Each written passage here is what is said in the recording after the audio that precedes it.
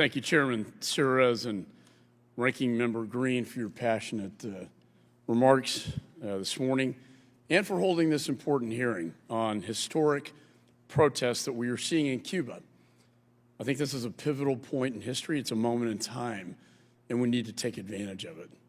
Since last Sunday, tens of thousands of brave Cubans from all around the country have protested the communist dictatorship that has repressed them for over 60 years. And despite being met with brutal violence and censorship, they continue risking their lives to fight for freedom. And as freedom-loving Americans, we stand with them.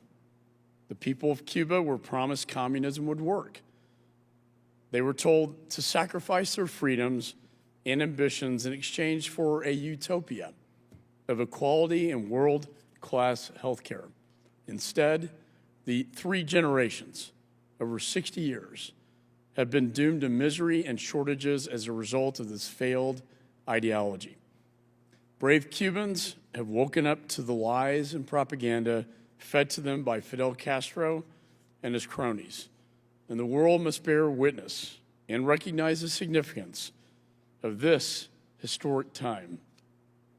And they are protesting the dictatorship, waving the greatest symbol of liberty, libertad, known to man, the American flag, because they know, and the regime knows, that America stands for everything the Cubans are fighting for: freedom, liberty, and democracy. Regime thugs are snatching innocent Cubans from their homes simply for calling for freedom. And we know the Venezuelans are in there too, with their military, as they crack down, they knock doors down and take people out of their homes and throw them in prison. The idea that a protester will be sentenced to 20 years in prison for simply exercising what is sacred in this country, and it's a right to free speech. And they are violently cracking down and violating the religious freedoms and liberties of the Cuban people.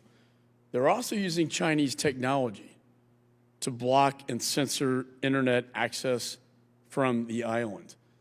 And this committee will be working with technologies within the State Department to open up those lines of communication. We cannot let our adversaries take advantage of the situation and infiltrate our hemisphere.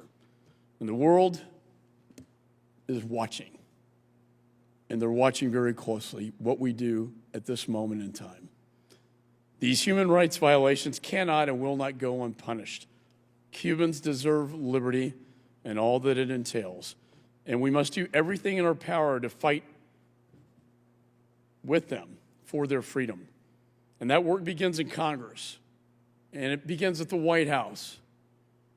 I was proud to co-sponsor a bipartisan resolution with my colleagues stating our solidarity with the brave Cuban people.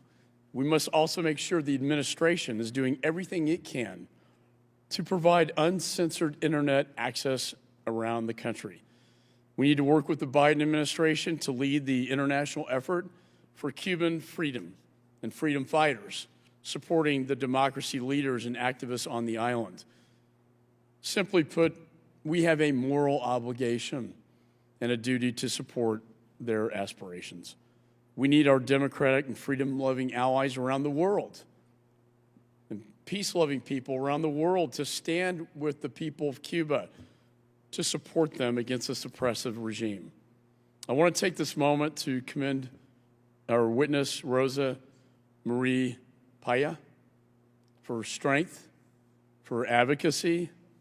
Almost 9 years ago, her father was murdered by the Cuban regime.